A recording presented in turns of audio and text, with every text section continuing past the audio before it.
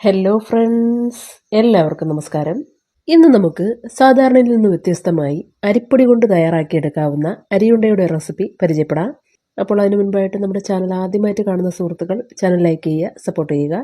ഇവിടെ ഈ അരിയുണ്ട തയ്യാറാക്കുന്നതിലേക്കായിട്ട് ആദ്യം നമ്മളൊരു അടിക്കട്ടിയുള്ള ഉരുളി അടുപ്പത്തേക്ക് വെച്ചിട്ടുണ്ട്. ശേഷം അതിലേക്ക് 4 കപ്പ് വറുക്കാത്ത അരിപ്പൊടി ഇട്ട് കൊടുക്കുക. വറുത്ത അരിപ്പൊടി നമുക്കിവിടെ ആവശ്യമേ ഇല്ല.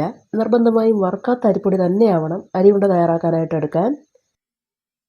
ഇനി ഇതോടൊപ്പം തന്നെ നമുക്കൊരു വലിയ സൈസ് തേങ്ങയുടെ പകുതി ഭാഗം ചിരകിയത് ഇട്ട് കൊടുക്കാം.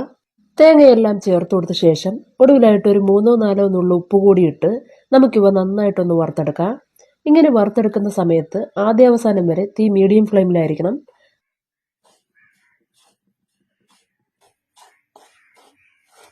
അങ്ങനെ കുറച്ച് മിനിറ്റുകൾക്കകം നമ്മൾ ഈ ചേർത്ത് കൊടുത്തിട്ടുണ്ടായിരുന്ന അരിപ്പൊടിയും അതുപോലെ തേങ്ങയും എല്ലാം അത്യാവശ്യം മൂത്ത് ചുവന്ന് ചെറിയൊരു ഗോൾഡൻ കളറായി വന്നിട്ടുണ്ട്.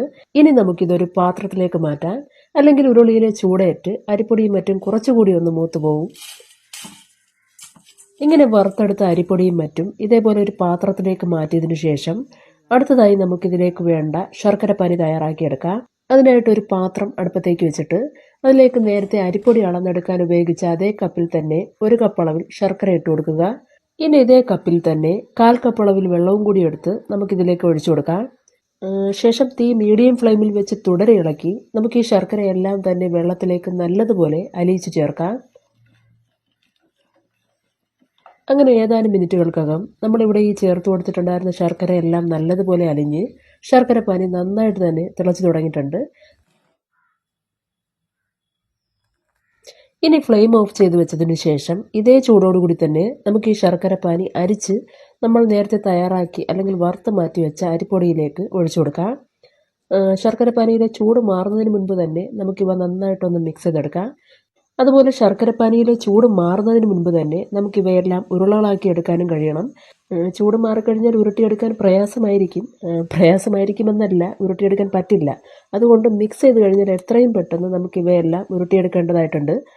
ഉരുട്ടിയെടുക്കാനായിട്ട് തുടങ്ങുന്നതിന് മുൻപ് കൈ നനച്ച് ചെറുതായിട്ടൊന്ന് തുടച്ച് ആ ഒരു ഈർപ്പത്തോടു കൂടി വേണം നമുക്കിവ കുറേശ്ശെ കയ്യിലെടുത്ത് ഉരുട്ടി തുടങ്ങാൻ, അല്ലെങ്കിൽ കൈ പൊള്ളാനുള്ള സാധ്യതയുണ്ട്.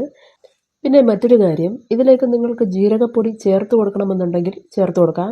അത് നമുക്കധികം താല്പര്യമില്ല എന്നുള്ളത് കൊണ്ട് നമ്മളിവിടെ ഒഴിവാക്കിയിട്ടുണ്ട്. അത് ചേർത്ത് കൊടുക്കണമെന്ന് നിർബന്ധമൊന്നുമില്ല. അത് ചേർക്കാതെ തന്നെയും നല്ല ടേസ്റ്റ് തന്നെയാണ്. എൻ്റെ മുത്തശ്ശിയൊക്കെ ചെയ്തിരുന്ന നല്ലൊരു അരിയുണ്ടയുടെ റെസിപ്പിയാണ്. കുറഞ്ഞതൊരു 15 ദിവസത്തോളം യാതൊരു കേടും കൂടാതെ നമുക്കിത് സൂക്ഷിക്കാവുന്നതേ ഉള്ളൂ. അപ്പോൾ എല്ലാവരും ട്രൈ ചെയ്ത് നോക്കുക. നിങ്ങളുടെ ഫീഡ്ബാക്ക് എന്താണോ അത് കമൻറ്റ് ബോക്സിൽ അറിയിക്കുക. അപ്പോൾ ഇന്നത്തെ വീഡിയോ എല്ലാവർക്കും ഇഷ്ടമായെന്നുള്ള പ്രതീക്ഷയോടുകൂടി അവസാനിപ്പിക്കട്ടെ. നന്ദി, നമസ്കാരം.